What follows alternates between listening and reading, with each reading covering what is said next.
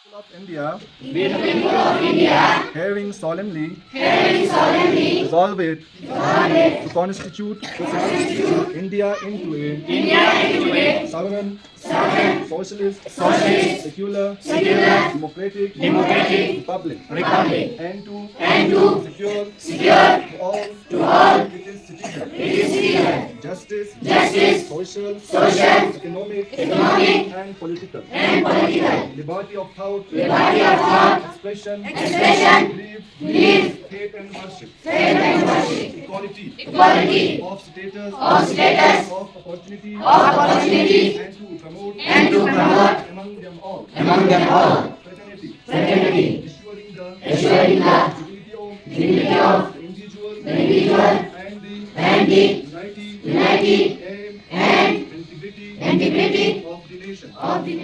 हर बार ऐसा एक किरदार है अम्बेडकर। हक की आवाज, कमजोरों का सहारा, कौम का वकार है अम्बेडकर। आइन की बुनियाद में इसकी मेहनत, इल्म का इजहार है अम्बेडकर। हर दिल में जिंदा है इसकी तालीम, अमन का पैगंबर है अम्बेडकर। ये कौन था?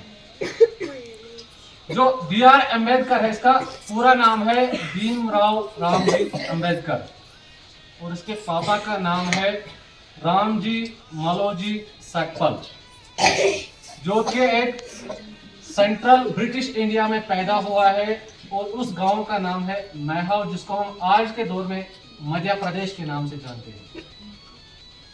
अंबेडकर 14 अप्रैल 1891 में पैदा हुआ है और ये जिसको पूरी हिंदुस्तान में जाना जाता था अनटचेबल, जो शायद आप लोगों ने पॉलिटिक्स में पढ़ा होगा, जिसको हम दूसरे वर्ड बोलते हैं अछूत, मतलब जो अनटचेबल।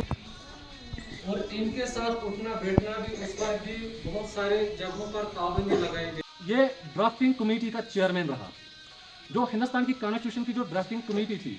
और इस ड्राफ्टिंग कमेटी का मकसद क्या था? इसका मकसद था कॉन्स्टिट्यूशन का ड्राफ्ट तैयार करना।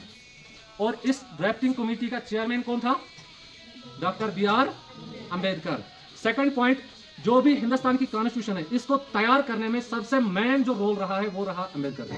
और इसी वजह से इसको हम बोलते हैं founder of Indian constitution, founder of Indian constitution, या इसको हम बोलते हैं फादर ऑफ इंडियन कॉन्स्टिट्यूशन भी। जैसे कि हम सब जानते हैं कि आज हम यहाँ पे किस लिए आए हुए हैं, किस लिए यहाँ पे आप लोगों को गैदर करा है? To celebrate the birth anniversary of Dr. Baba Saheb Ambedkar, Bhimrao Ramaji Ambedkar. जनता मस्जिद की दफसन अभी तक आप लोगों को जावेद सर यही कह रहे थे कि who was doctor Bhimrao Ambedkar, उनका क्या इन्फ्लुएंस है आज की हमारे सोसाइटी में, वो उन्होंने कैसा रोल प्ले किया है इंडिया को बनाने में, इंडिया को डेवलप करने में, इंडिया को इन एवरी एस्पेक्ट्स, आप सोशली कहे या इकोनॉमिकली कहे, हर तरह से जिस तरह का उनका योगदान था, जिस तरह से उन्होंने इंडिया के लिए कंट्रीब्यूट किया था।